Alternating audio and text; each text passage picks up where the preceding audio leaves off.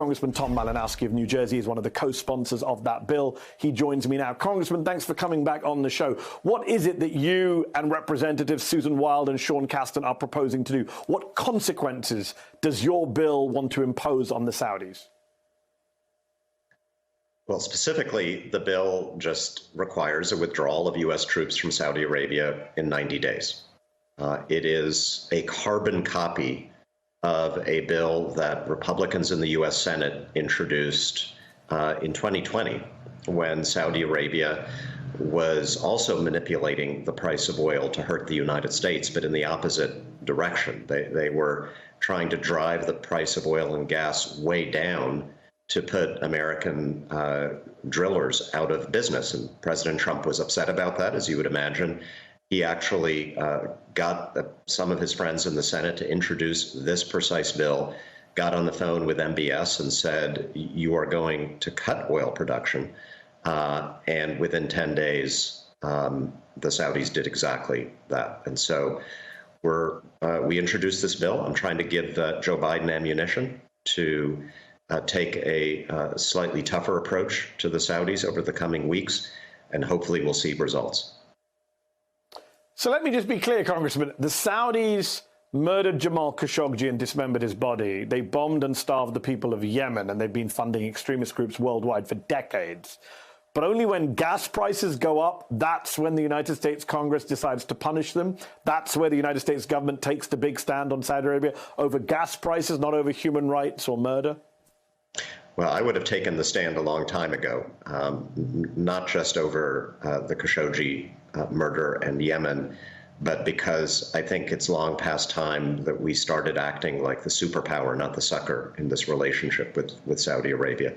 I care about human rights. I'm also just offended as an American that we have with Saudi Arabia kind of a diplomatic version of a terrible marriage where one partner abuses the other, and then the abused partner always takes it upon themselves to try to save the relationship from the consequences of the other's misbehavior. I think that's bad for America. And, if it takes this crisis to rebalance the relationship, then count me in. I'm willing to, I'll take it. But I wish we would have done it earlier. So question for you, Congressman. Is anything actually going to happen? Senior National Security Council communicator John Kirby told reporters that Joe Biden would study the U.S.-Saudi relationship, but he was frustratingly vague when it came to specifics. And I quote, "We're not announcing a formal policy review here with a special team or anything like that," Kirby said. So, Congressman, no one is going to take the lead. No one's been appointed. Is there a measurable metric by which Saudi Arabia is going to be held to account by this administration, by this Congress?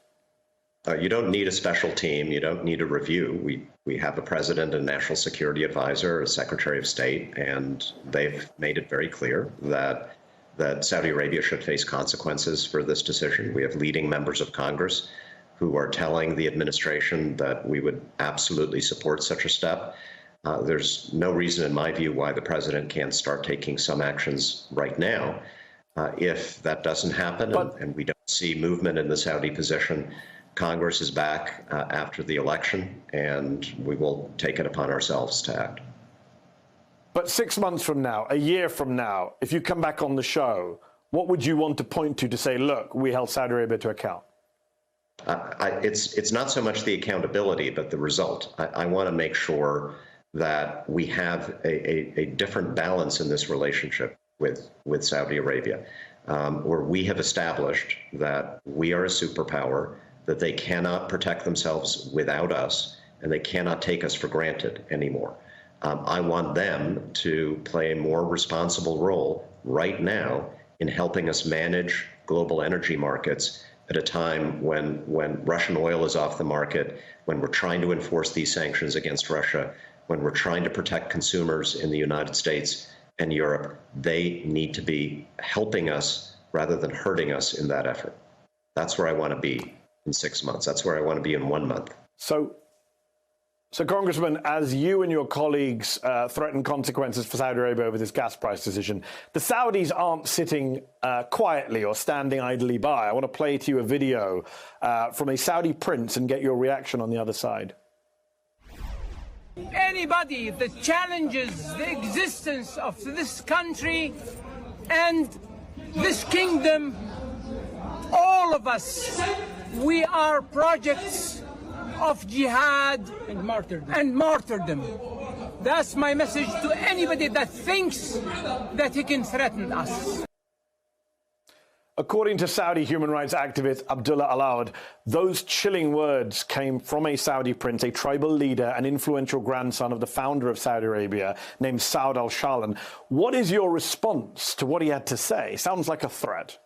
No, that was a threat. And remember, Saudi Arabia is a sovereign country. They have a right to align themselves with the Russians and do whatever it is that they want to do. But we're also a sovereign country. We don't have any special obligation to have 3,000 troops in Saudi Arabia or to have Patriot missile batteries manned by American personnel shooting down missiles that are fired at Saudi Arabia.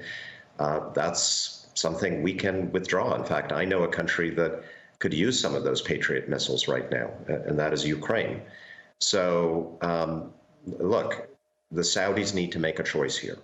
And what I want to make sure is the next time they face a decision that involves either helping or hurting the United States, that they are forced to enumerate the good things that we do for them, including the fact that we basically guarantee their security, and that they think twice, rather than counting on us always to make those calculations, counting on us always to protect the relationship from the consequences of what they do.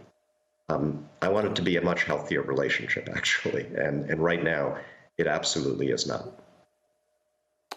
So, Congressman, before I let you go, let's talk midterms. Election day is only 3 weeks away. A new poll from the New York Times has Republicans gaining momentum to take back power in Congress as the economy and especially inflation have surged as dominant concerns. Abortion and immigration are tied at 5%, way behind those top two issues. And according to a GOP official who spoke to Axios, internal Republican body data apparently shows that blue state voters aren't that motivated on the issue of abortion because they, quote, are more confident reproductive rights are secure in states where Republicans are in the minority.